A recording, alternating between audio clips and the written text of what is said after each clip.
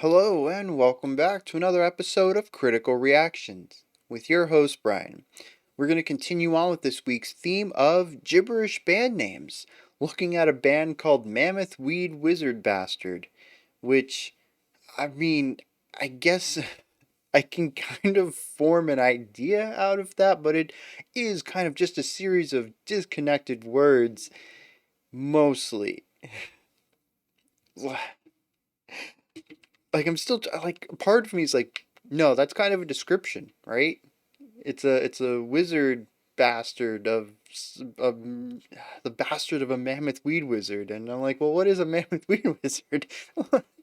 Is it a mammoth who's a stoner who can also do magic, and this is their bastard child? Like, it borders, right? I think there is a readable element to that, but it is mostly gibberish. Anyways, let's dive into this. The track in question is the Majestic Clockwork. Let's see what they're bringing to the table today.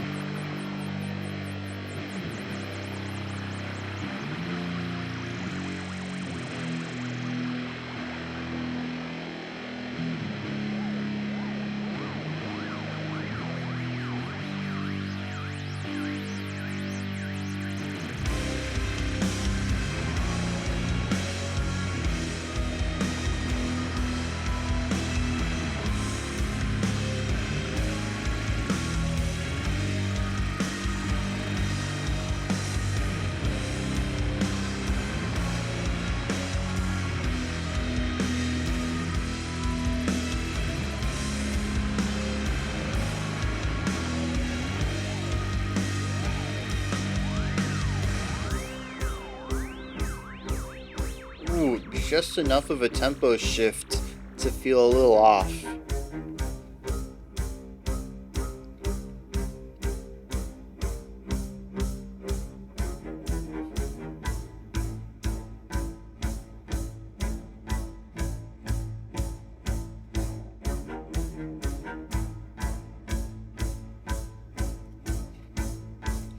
Where are they going with this?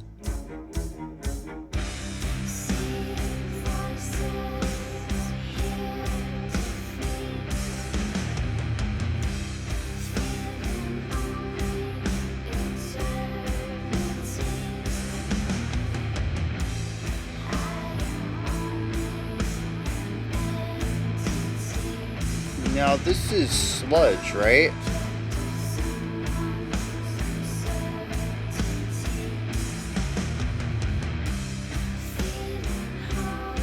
Really, man, what a strange contrast there between our guitar tone and our vocal.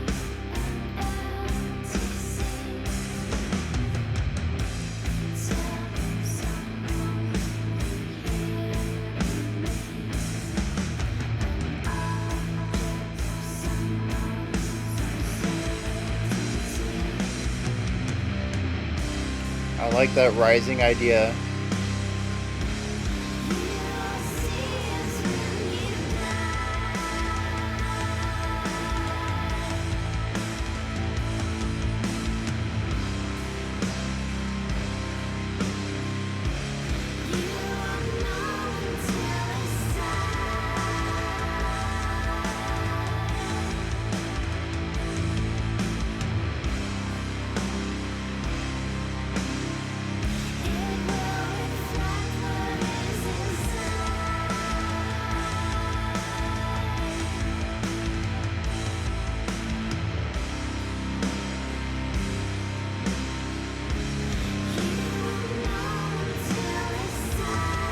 Really interesting, I just picked up that our vocals are actually pushed out to the side. There is no center channel.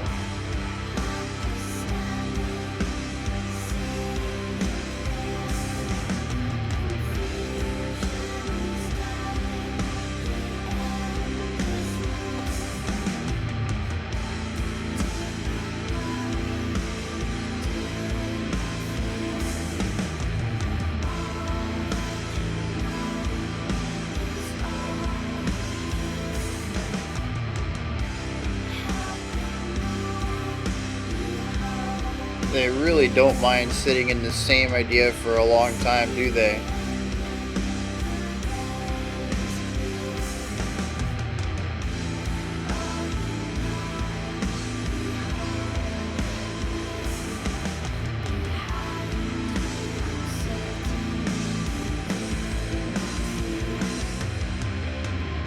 Huh.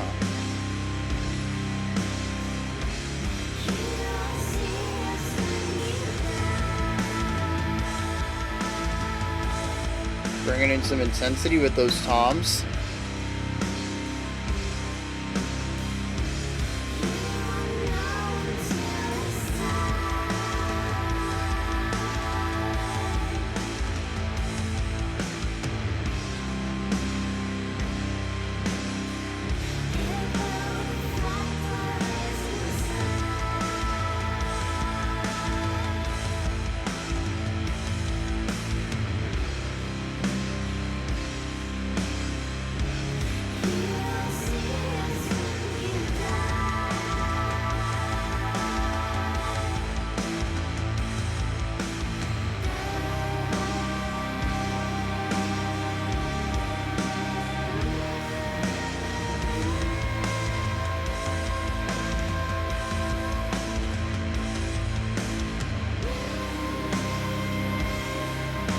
Another subtle time swing. Oh, maybe not.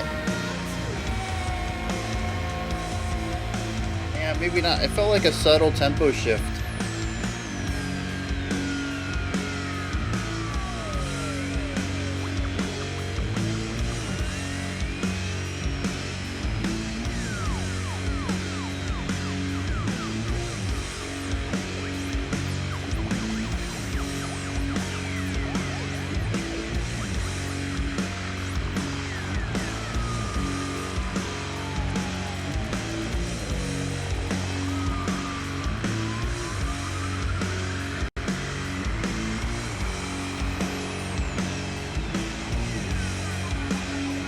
This is though, we're getting a little faster. Not much. 3 to 5 BPMs each repetition.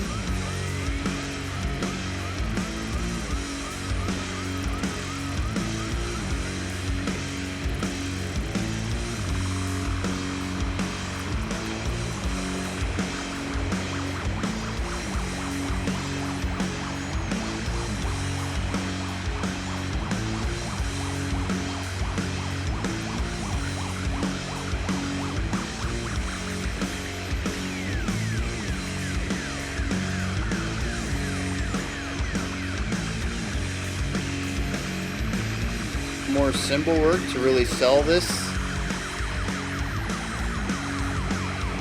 Double bass kick now. Well, not more bass kicks, I should say.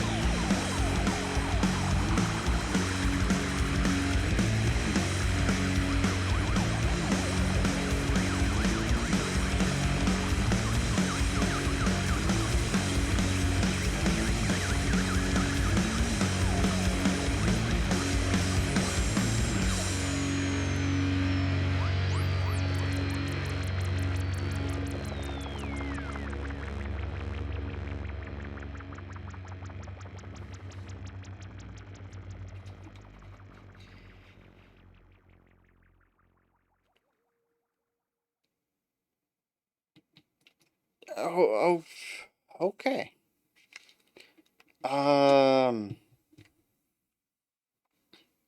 Kind of doomy, I think, but maybe even a little sludgy. There's some elements in there that kind of work for me. I really dig some of the things they had going on. But why was it 8 minutes long for primarily just two ideas? There was a small variation on our vocal set. We had two, like a verse chorus thing going on. They're very, very similar musically. But there was a separation between those. And then our outro 3 minute acceleration, 2 minute acceleration, just one of the longest accelerandos I think I've ever heard. Well, not technically an accelerando though, because it's not linear, it's stepwise. We have a tempo increase at each new bar. So but still, like, they took forever. And it's a cool effect for sure. This is a song that I think I'm going to appreciate more as a single listen than something to consistently come back to, primarily because it is just so repetitive. And I think there is an artistic design behind it, a theme they're looking to explore, but it's just a hair bit too much repetition for me. But let's dig into this. We have an intro. It showcases, it starts us off with some tone, some atmosphere, and a tempo. That's the main purpose of it, is to set everything up. We understand the general speed that we're going to be at with the track. We understand the general vibe of the track. And that's mostly coming from our guitar work. The sound of the guitar mixed with the slowness of its notes, the slowness of the tempo. It's just this really dragging, gritty sound, right? We get out of the intro rather quickly and introduce a violin?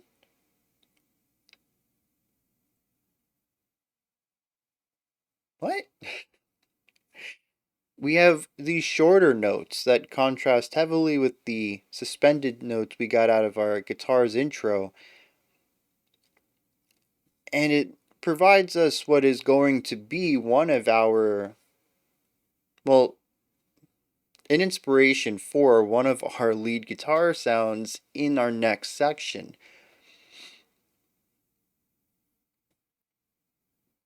But it's just like, it's the violin, it came out of nowhere, it's very different from our last section, and it doesn't come back ever. It just sort of is this transitory idea.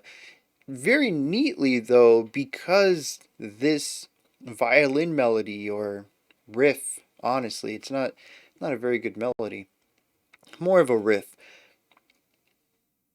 is then transitioned into our guitar with some slight variation on it. It actually smoothly moves over into our next section, which is technically the C section. It's the third section of the track, but it's also kind of feels like the A. It's the first time we hear something that's actually going to stick around for any given amount of time, and it sticks around for several minutes. It's also where we introduce the vocals and fill in that melody space that has been largely absent for this opening minute or two of the track. And this is where things start to get extremely repetitive. We moved through our first two introductory ideas rather quickly, one of which, the violin, caught me off guard. Lots of time to really figure out what they're doing, what they're aiming for, you know? And then we get into our third section, though, and we just sit here for minutes. It's a drastic departure from the speed of transitions we were looking at the beginning of the track. The vocals are also taking their time here. The guitars continue to play that variation that our violin gave us. Without the short notes, we have suspended notes, but still with that moving fourth bar. The vocals sing for one bar and take, I guess they take a bar off, don't they? And they alternate that. There is no rush to get these words sung. There's only a handful of syllables per phrase, and there's so many phrases because they also put this full bar between each of them. I don't know how. I don't think we're gonna have a very long lyric list when I go look at it later, but they took like 4 minutes to sing them. And I think a lot of that is just that they really use a lot of space. There is no rush at all to finish this section. The guitars don't care how long they're going to sit on this riff. The drums don't care how long they're going to just chill here. The vocals, they're like, yeah, we're just going to, we'll get to the end of our lyrics eventually. And it's a couple words at a time, we'll get there. No worries, man. And there's just this, like, it's not lackadaisical. It's not that there's a lack of effort or passion or desire to do this. It's a very passionate thing. So I don't want to use the word lackadaisical, but it is with a disregard for time, right? There's a passion to finish the song, but there's no rush to do that. And I think that's a really cool angle to make a song off of. It's not for me, casually. I think I've said that enough now, but it's kind of fascinating to take that angle. I mean, it's like a lot of slower tracks. Doom metal is not doom. Yeah, I guess doom. Yeah, doom metal's full of this. You know, there's obviously a lot of passion to the music, but there's just not a lot of kick to the tempo. When the song ends, the song ends. We'll get there eventually. Um, but it's really interesting to hear that here. I don't. Well, I did say it kind of felt doomy, but I think this is more sludge. And at the end, we even speed things up relatively quickly. And this playing around with time, I think, is something we're going to touch on because the song is called The Majestic Clockwork. Time is intrinsic to the themes, I'm going to suppose. But it's very cool. And I don't think I said that during Doom Week. I don't know if I ever picked up on that. But it's very cool to come to this revelation. Maybe it's something specifically they're doing that just really triggered that for me to make that connection. But yeah, it's not. Well, you know, the other thing with Doom though is that I felt a lot of the times it was playing into the themes. And I think it's been a long time since we've done Doom Week, so I might not have been ready for that. But when we did Funeral Doom and we were looking at some slow tracks, the weight of it is what I was really focused on. But here, the weight's not really present. This isn't really a heavy song in a lot of ways. It's just slow. And I think that it forces me to question the purpose of the speed then. If it's not for the weight of it, if it's not for the heaviness or, to symbolize sluggishness in any way, what's it there for? You know, a lot of funeral doom I felt was overbearing weight and pressure and monstrosities, larger than life things. It's about the weight of Goliaths. This brings about a slower tempo, but none of that pressure. I'm like, why? But I think it's just really about enjoying this moment. You know, eventually the song will be over. Eventually the album will be over. The concert will be over. Whatever. Why are you in a rush to get there? That's the end of the journey. Enjoy the journey. And that's kind of the feeling I get out of this. And I think that's kind of cool. Anyways, there are a couple of guitar variations in here. There is the one section that is derived from our violin line, and then there's a second line that is primarily focused on these two chords, where we sit on one chord for like 16 bars, and then we move up a third, maybe? It's not a lot. We introduce a little bit of tension for like 4 repetitions, another 16 bars. Then we come back down. We just kind of move between these two. And it's something that we hear a lot in a lot of music. Vamping between two chords is pretty common in a lot of mainstream music. It is a simplified version of the 4 chord phrase, which gives us a nice little story in our chord progression where we start with calm and resolution, we move through more tense elements, and we resolve back to balance, to no tension. This is just a distillation of that. We move from tension, or from no tension to tension to no tension to tension. It just perfectly encapsulates that main back and forth there. It's a very common technique, but to hear it dragged out for so long almost makes it, it gives it another personality. The tension exists for, it seems like forever before we finally get resolution. Then it actually feels like we're in that bright calm place for quite some time. And this shift in time perspective, instead of just, every two bars or whatever, and it feels like this natural story being told over and over, you really understand the cyclicalness of it. This drags it all out. It completely changes the perspective of it. The tension actually sits around for a while, and it's not just the yang to the yin. It's not just the fact that it runs counter to our resolution. It's that we actually have to sit here and feel it. It's not just a part of the song. It's a part of the song. Oh, that is not descriptive at all. But yeah, it really forces you to engage with it, and I think that's what I'm getting at here.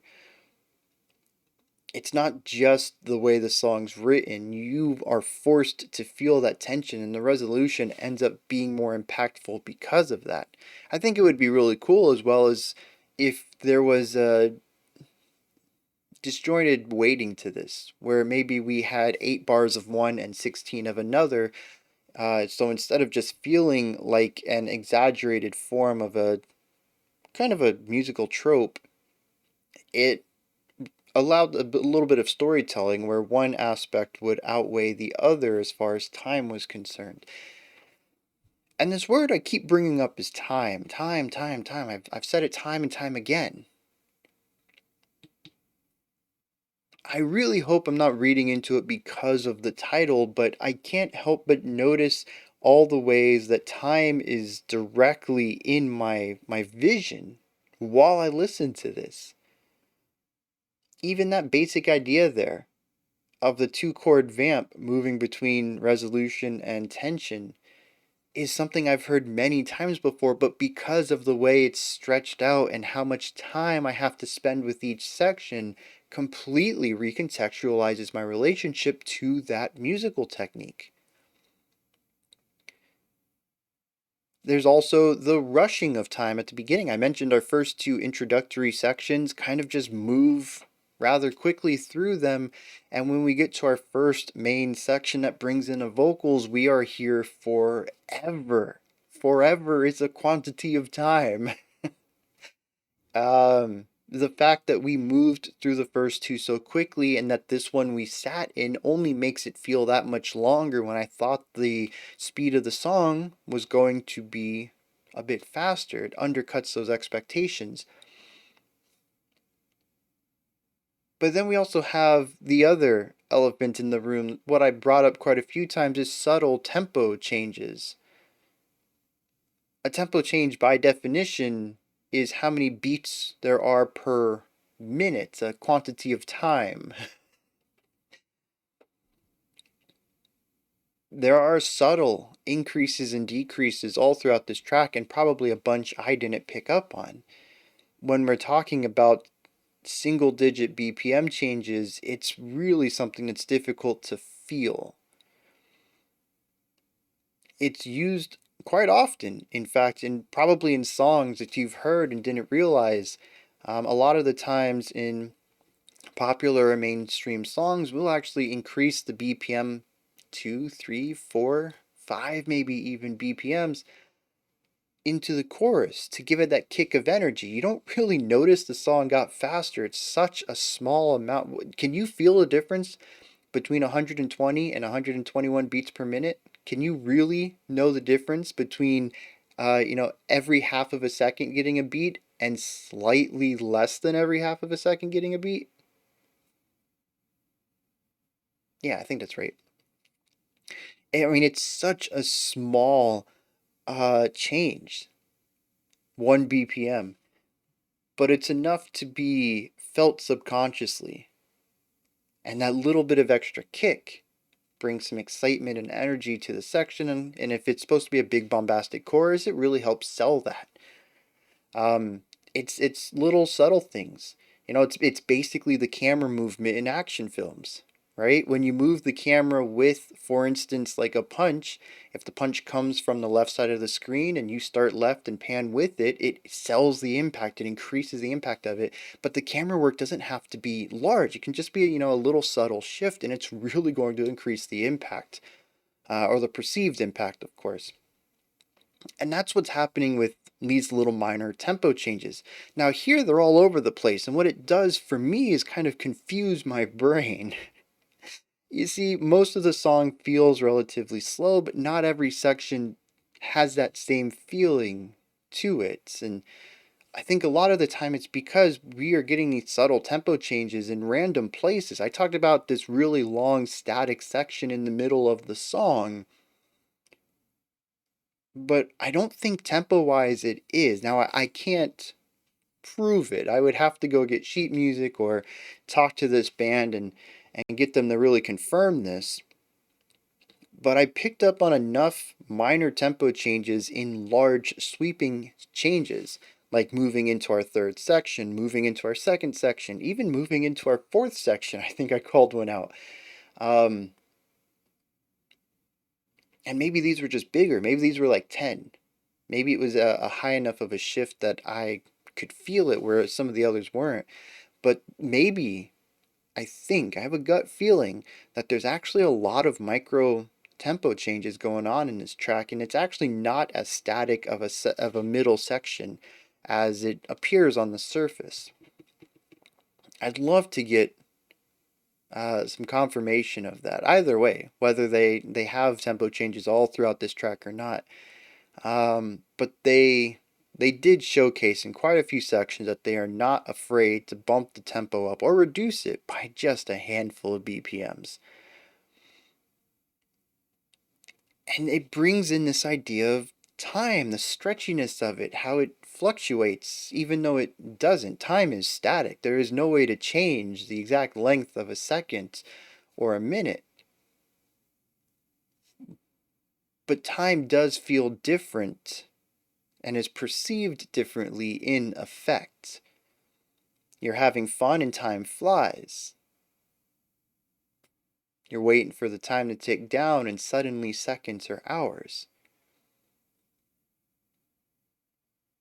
And it's really interesting because this is called the Majestic Clockwork, and the really cool thing about clockwork is that they're perfect. There is no stretching or squashing of clockwork. It is a series of gears and mechanisms that are perfectly in tune with each other and are always consistent, and the song doesn't do that. In fact, the end of the track brings in a completely new concept. We have a new riff and a new drum idea, no vocals. Every bar getting just a bit faster until we are really moving by the end of the track. In fact, the drums even decide to pick up the pace in other ways than just raw tempo. Once we hit, I'd say about a 30% increase from where we start, we begin to hear, instead of one bass kick and one snare, we have two eighth note bass kicks. It increases the amount of notes we have, which makes it feel like we're moving that much faster, almost like a train speeding up.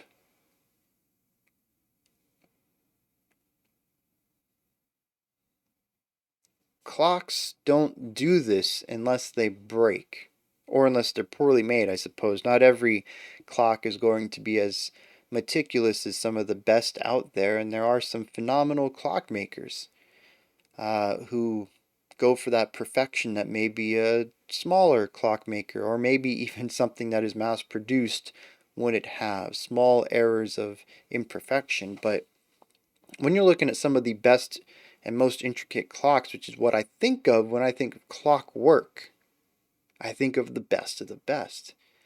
You think of perfection, of consistency. This song does not have that. And it's interesting that, at least on the title level, our song seems to run counter to the majesty of clockwork.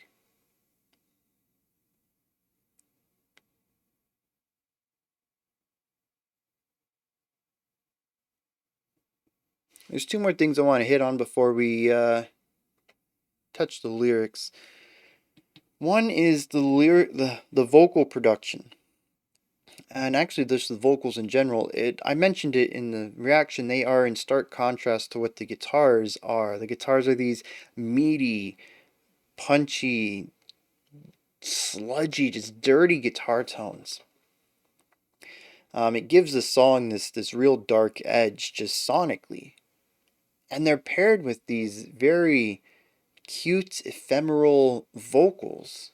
It's an interesting contrast there, not just in range, but also in tone and timbre. But the guitars also have this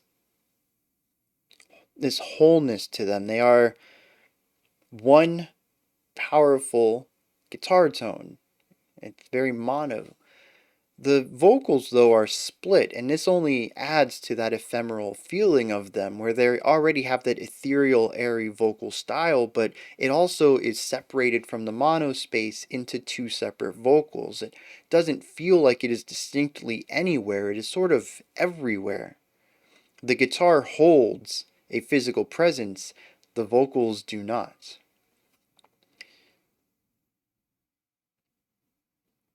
It's an interesting choice. I don't think that this is going to tie much into the themes here. I'm going to wager that this is just the way the band works.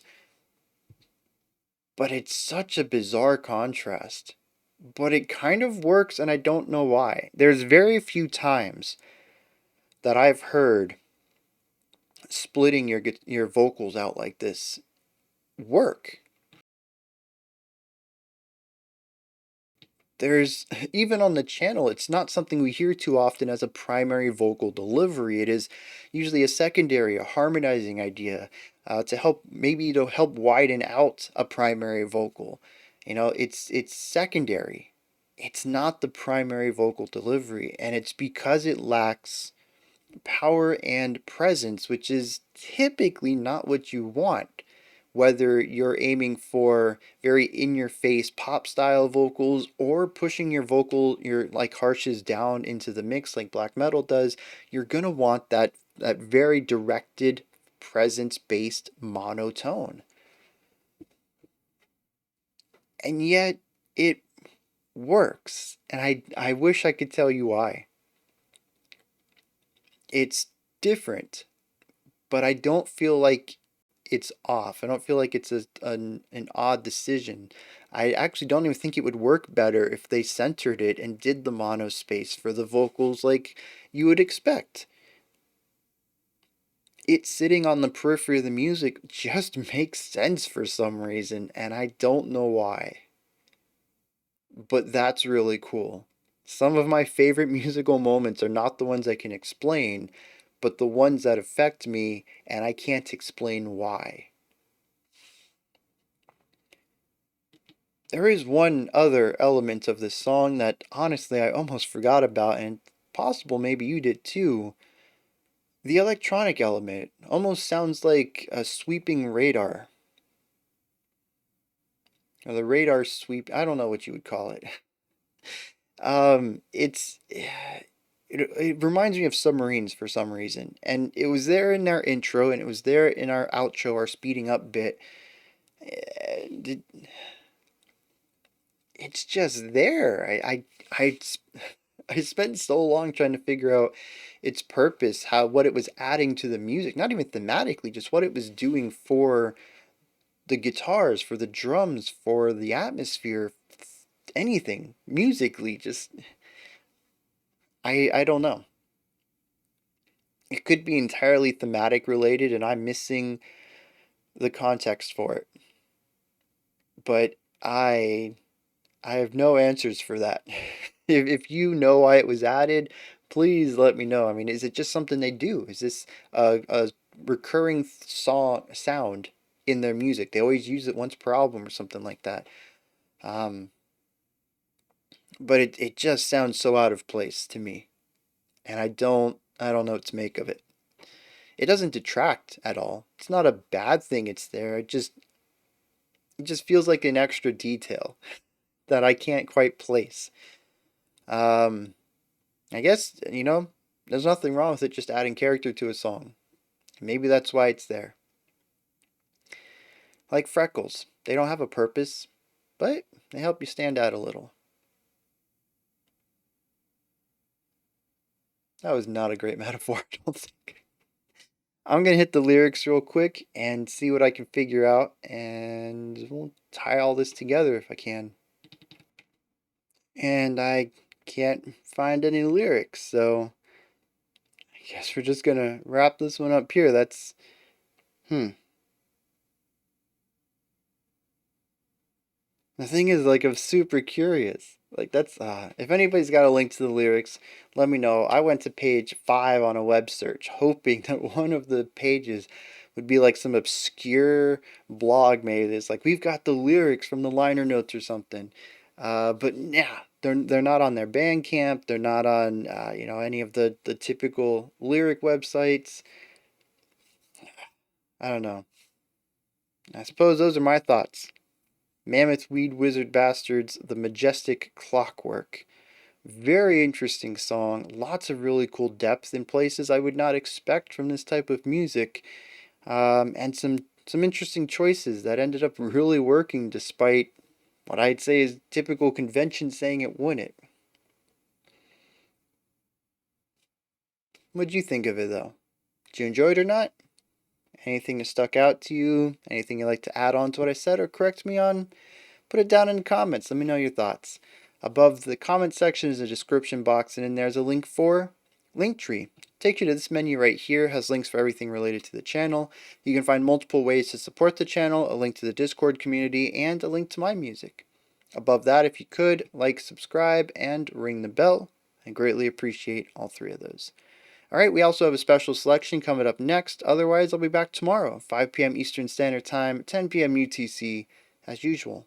Until next time, remember to be critical, not cynical, of the music you listen to, and have a fantastic morning, afternoon, or evening, whenever you choose to watch my videos.